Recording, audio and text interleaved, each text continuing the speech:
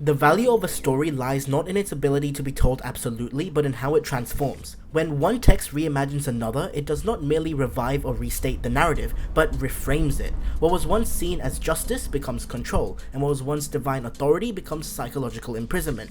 Through this conversation, the enduring relevance of values lies not in their consistency, but in their capacity to be challenged. Reimagined texts function not as reverent reproductions designed just to make money, well, mostly, but rather as critical dialogues with their predecessors. The act of reimagining exposes how changing worldviews alter not only how stories and their values are told, but why they are told, shifting the function of narratives. This shift is the textual conversation, or relationship, we will see between William Shakespeare's The Tempest and Margaret Atwood's Hagseed, a reimagining that radically reconfigures the original values to reflect modern preoccupations. The reimagining of redemption creates a big part of the textual conversation between The Tempest and Hagseed, revealing how values evolve in response to changing conceptions within contextual society. Prospero's declaration, "The rare action is in virtue and invention," employs comparative syntax to present forgiveness as the superior moral action. Prospero's virtue functions as a display of self-control that reasserts his dominance. This moral posturing aligns with the ideological imperatives of Jacobean England,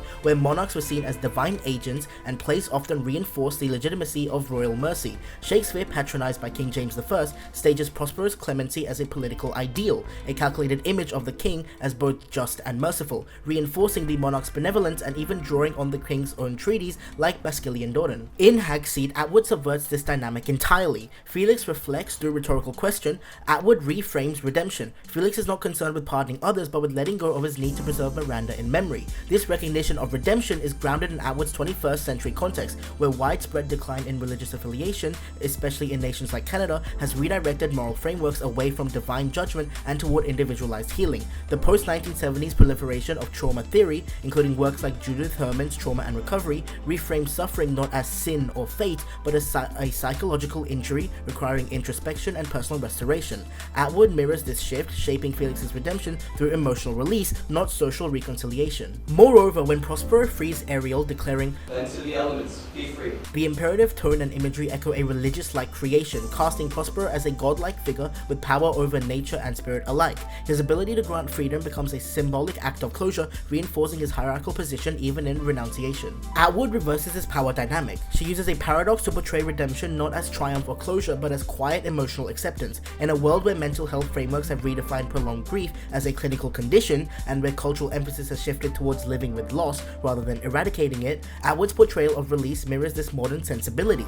Her characters are not saved by resolution, but by learning to coexist with the unresolved. Redemption therefore becomes a state of coexistence with absence. The reimagining of The Tempest through Hagseed enhances our understanding of redemption by revealing it not as a universal moral constant, but as an ideologically contingent value. Across the textual conversation, the reconfiguration of power reflects the collapse of divine centralized authority and the rise of modern institutional control. Prospero embodies Jacobean ideals of patriarchal and colonial rule, asserting dominance through language masters civilization. His denunciation of Caliban, "Thou most blind slave, whom stripes may move, not kindness," uses the juxtaposition of physical violence and moral discipline to rationalize coercion as virtuous. This reflects the ideological foundations of early 17th century British colonialization, particularly in Ireland and the Americas, where the 1606 Charter of Virginia and similar legal frameworks framed the conquest as a civilizing mission, legitimizing forced conversion and cultural erasure. Prospero's power thus aligns with the colonial logic of his time,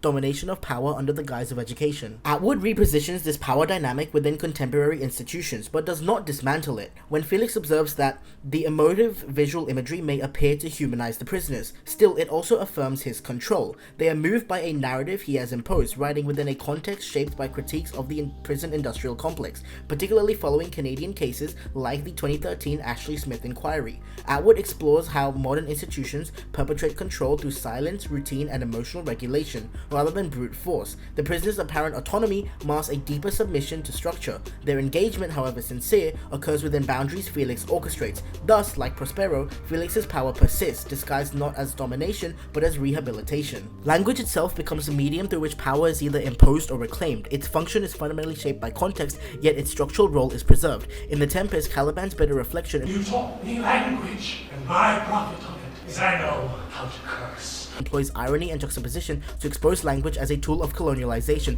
though framed as enlightenment. Prospero's instruction binds Caliban to a linguistic order that reinforces his subjugation, granting him voice only in protest against the very authority that shaped it.